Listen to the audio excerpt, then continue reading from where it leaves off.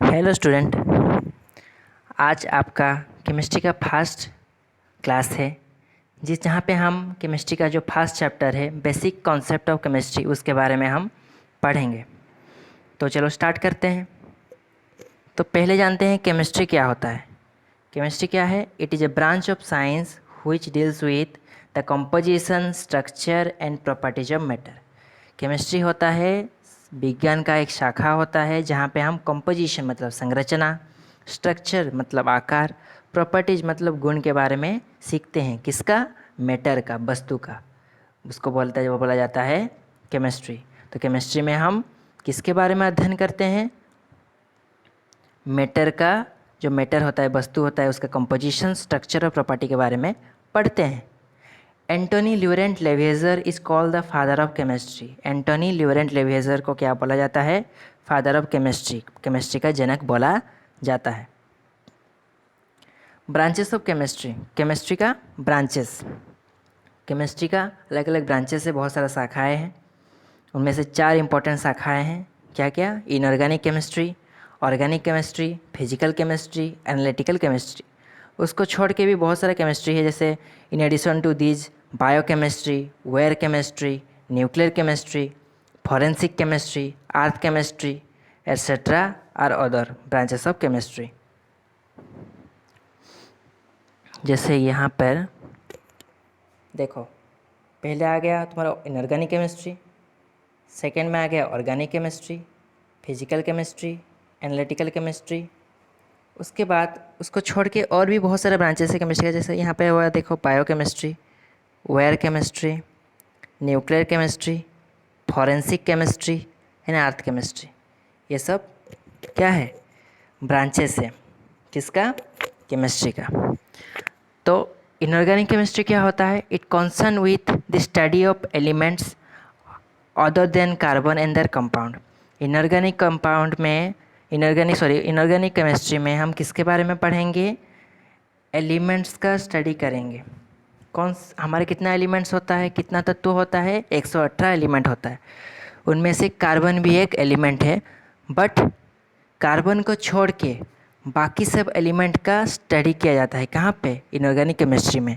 Inorganic chemistry में हम carbon को छोड़ के बाकी सब एलिमेंट्स का अध्ययन करते हैं। कार्बन को अध्ययन नहीं किया जाता इनऑर्गेनिक केमिस्ट्री में।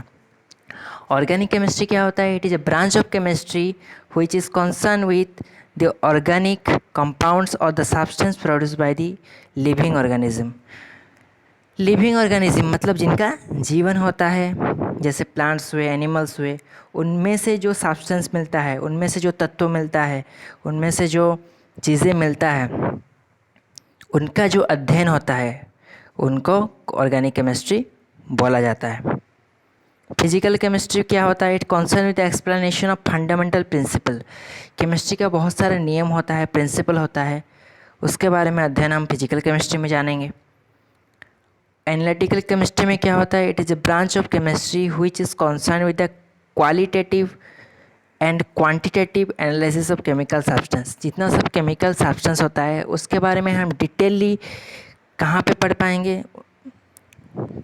डिटेली उनके बारे में कहाँ पे पढ़ेंगे? Analytical chemistry. एनालिटिकल केमिस्ट्री में हम डिटेली पढ़ पाएंगे किसके बारे में? इतना सब केमिकल सब्सटेंस होता है, केमिकल चीज़ें होता है, उनके बारे में पढ़ेंगे।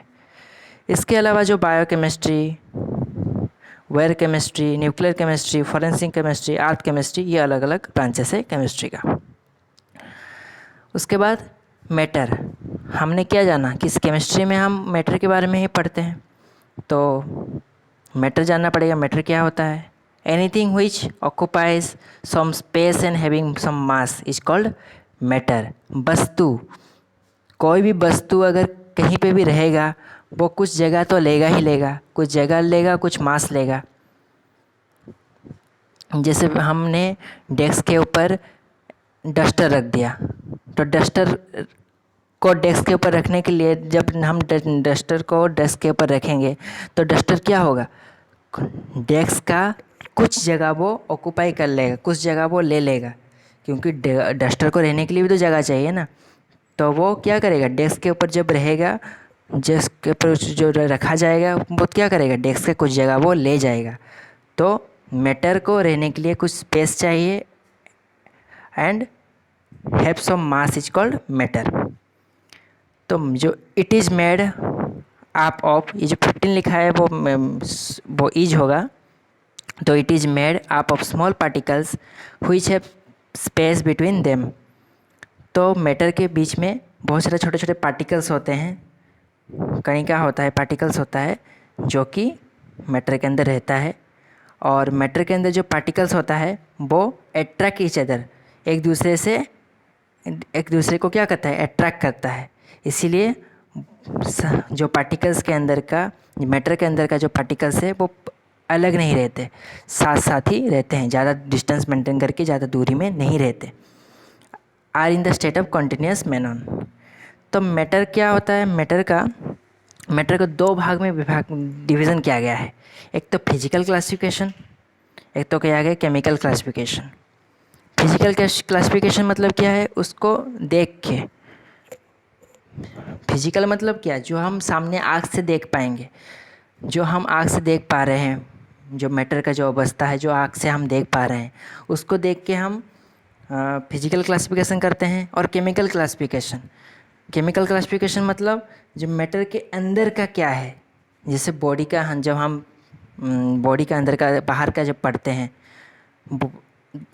जब हम कोई किसी को देखते हैं तो उसको जो, जैसे प्लांट हुआ, एनिमल्स हुआ, तो हम जो उसका बाहरी हिस्सा को देखते हैं, अंदर में उसका क्या है देख पाते हैं क्या। हम जब पेड़ को देखते हैं बोलते हैं हाँ उस पत्ता है, डाली है, फूल है, ये सब बाहरी हिस्सा है, ये सब हम देख पाते हैं, वो सब फिजिकल चीज़ें हैं जो बाहरी हिस्सा देख पाते हैं। बट प्लांट्स के अंदर क्या है, प्लांट्स के अंदर में क्या क्या है वो हम खाली आँख से देख पाएंगे क्या। वैसे ही मैटर के अंदर बहुत सारे केमिकल चीज़ें होता है जो कि हम खाली आँख से नहीं देख पाते। तो इसीलिए मैटर को दो भाग में डिवीज़न किया गया है, एक तो फिजिकल बेसिस में, एक तो केमिकल बेसिस में।